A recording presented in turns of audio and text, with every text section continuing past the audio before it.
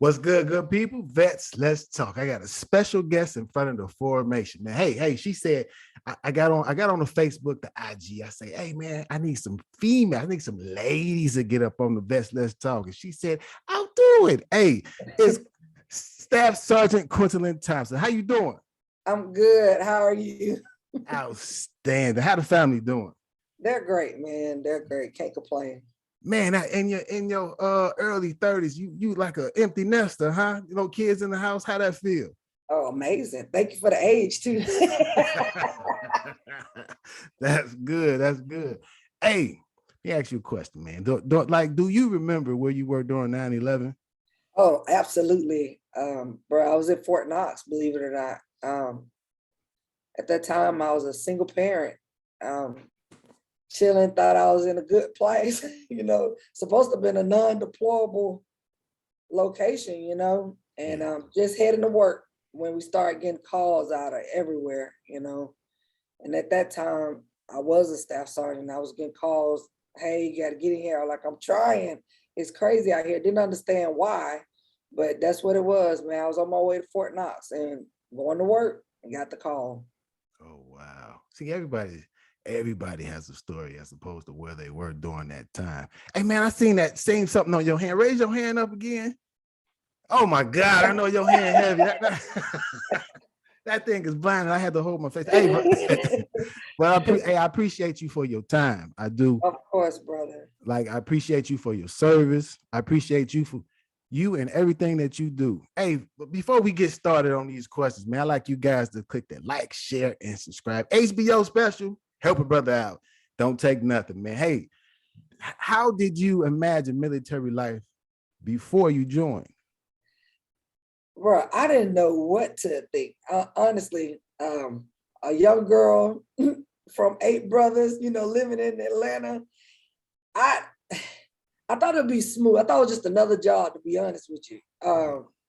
Some people didn't. The only person in my family at the time that I knew of was military was my grandpa, But that was in World War II and everything.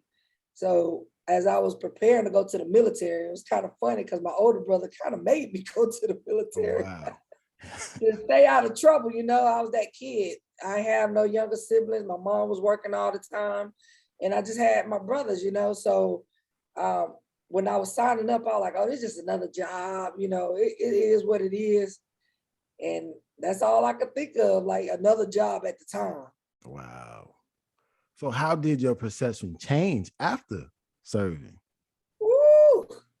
Bro, I said, what these boys done got me into? They trick you at first. When you first go to basic, you're on that, you have a relaxed little downtime. So I was like, oh, this ain't bad at all. This is exactly what I thought. People getting haircuts. You was able to get up when you want to and go to the little shop that they had. And then all of a sudden, some cattle trucks come, bro. Cattle trucks. They brought some cattle trucks. I'll never forget Fort Leonard Wood. And they took us all on the back of some trucks. And I was like, they really packing us in like some cattle. And bro, I'll never forget. We get there and they tell us, they start yelling, get out the truck, get out. We run into this big old gym. And I never forget this young girl named Scipio. I can't even forget her. And that been since 93, 98, somewhere in there. And they were yelling so bad, she tried to run back to New York, bro. They were like, where you running to? She said, I'm running back. What? When I got there, there was no stress cars and stuff. It was a whole wake-up call. You know what I mean? I kind of felt the same way. I was kind of like, in a way, pushed off the bus, like with my bag on the front, my bag on the back. I was like, Jesus, I'm looking around. I'm shell shocked already. Like, what's going on? So what are some things you remember about adapting to military life? Oh, it was a lot. I was a hothead, bro. Before I got saved, you could tell me nothing. That's why I said, if you remember, I just said my brother them, like, it's time for you to do something different because something happened to you. It is gonna be war in Atlanta, and I just remember I had to change my attitude. Right. I had to, humble myself and just learn that it ain't what you expected, but it gotta be something. And The biggest adaptation is I didn't like to work out. Mm. Bro, then they call out, look, we had to run. They gave us about a couple of days out there doing like regular push-ups, stuff like that, but we had to run. They took us on the track the first time for 2 miles. I'd never forget, I was a sprinter. So I'm thinking I could just knock this out if I run fast. Oh no, it wasn't the same. You know, running that 100 or that 200 or 4x1 when the same as running that 2 mile. Yeah. Bro, I thought they were gonna let me finish. I mean, just stop because I was the last one on the track. Right. And they were like, nope, keep going. So the adaptation had to come, to get my mind right, to learn to play by the rules, to understand, first of all, there were rules because I didn't have structure, a lot of structure growing up, Right. So that was it. So when did you leave the military? Well, I got out in 2010. Right. It was kind of hard, I had been E7 by then, probably about a couple of years, and I was up for E8. And my sergeant major was like, you're gonna get this board, why are you getting out? And I mean, I moved to a chill job after that. At first when I started going from driving trucks to, doing career counselor was a different ball game, you know what I mean? So it was just, man, you gotta get yourself together. And I was like, medically, it just wasn't feasible anymore. My last deployment, I ended up getting injured and I had to think about my kids. So I got out in 2010. Oh, well, I'm gonna have to stand corrected on the rank that I called you at when I first opened up. I'm sorry, I'm first class. I do some push-ups. Oh, no. About 4 years from now. I do push-ups 4 years from now. Okay? Nah, bro. It is what it is, honestly. What was the process like? Well, to be honest, my process was a lot easier than most because, I hate to say it, being a career counselor, we dealt with transitioning soldiers. We had to know all the rules, the VA, the finance, the law, legal, that working at that type of job with what I did, I was helping sergeant majors transition. So it became something that I was good at. And it was, it was still hard because of the fear, not because of the knowledge, but because of the fear of getting out, So that right there, the transition process was actually smooth for me, whereas it wasn't for others, Right. Was there anything or anyone that helped you during transition from military to civilian life?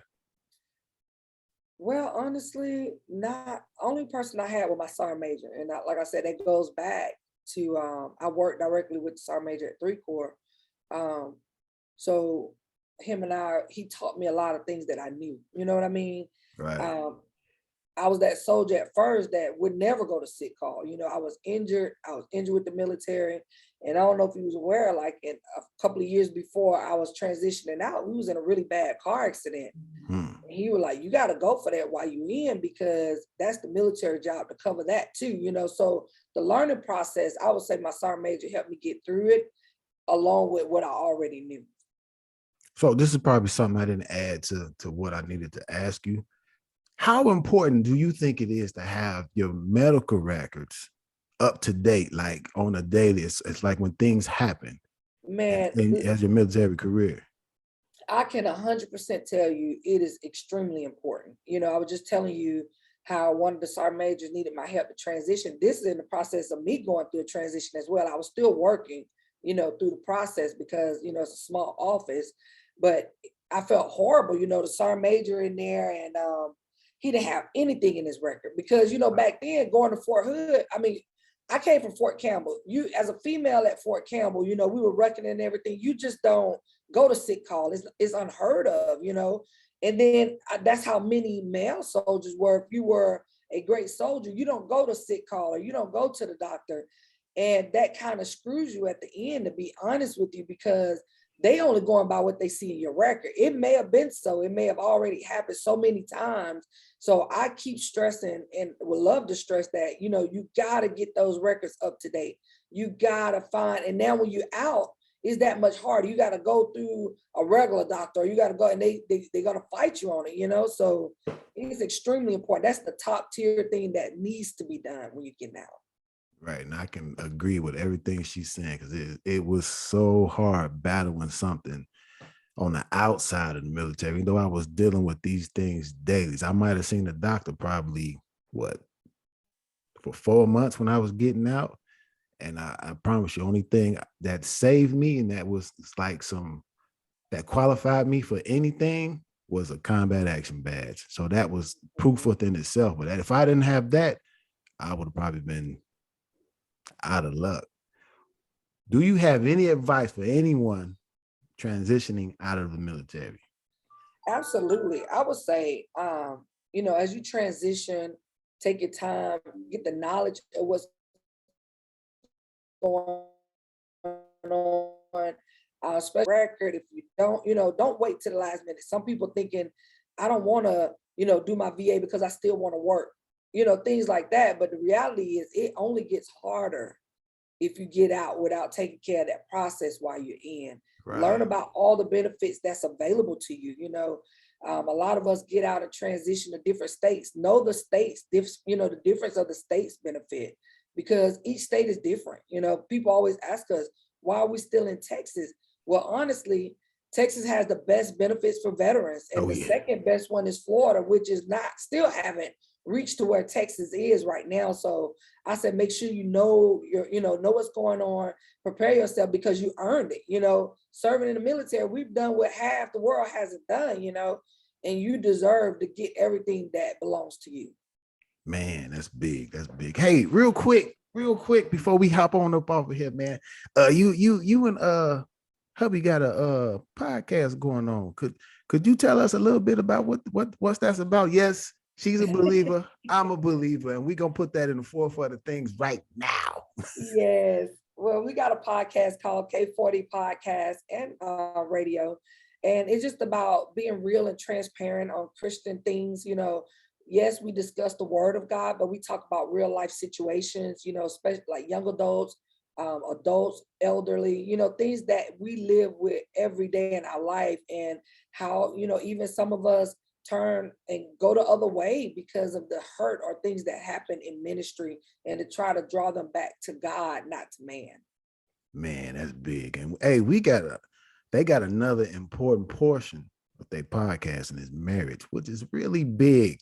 With this day and age, it seems like man and woman is always jumping out their window to get away from their spouse. Hey, could you tell these folks how important it is to stay in ministry? And like most of you people that, like, okay, you may not be believer, but you have to have a connection with your spouse. So how important it is to have that connection, continue to have that connection, and not really hold the person. You can hold them accountable, but at the same time, you have to be quick to forgive.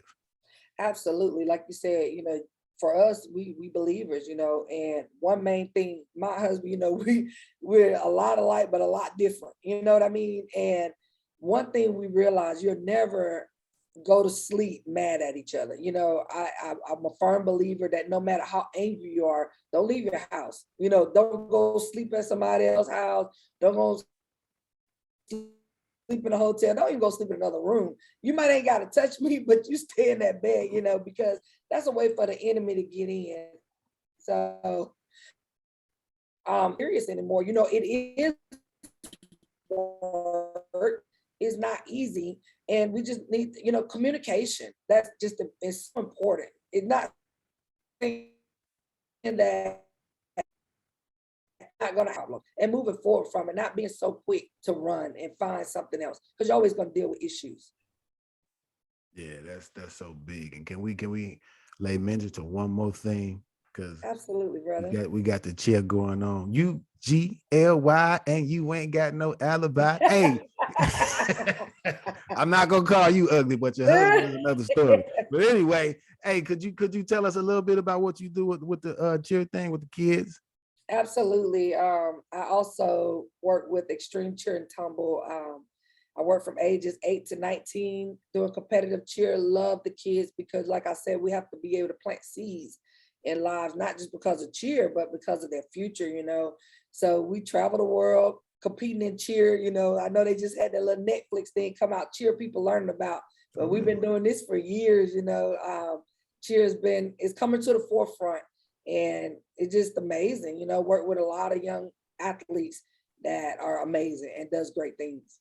Okay, man. Once again, thank you for your time. Thank you for your service. Thank you for what you do. I appreciate you for being a part of history. A lot of people, like I said it on a couple of other podcasts that I had with other people. You're a part of history because you served during the time of war and you were actually over there. So thank you for everything that you do. I thank your big head husband for everything he do. I know you're listening. Oh, Ulysses. Hey, this best Let's Talk. Who's up next for Formation, man?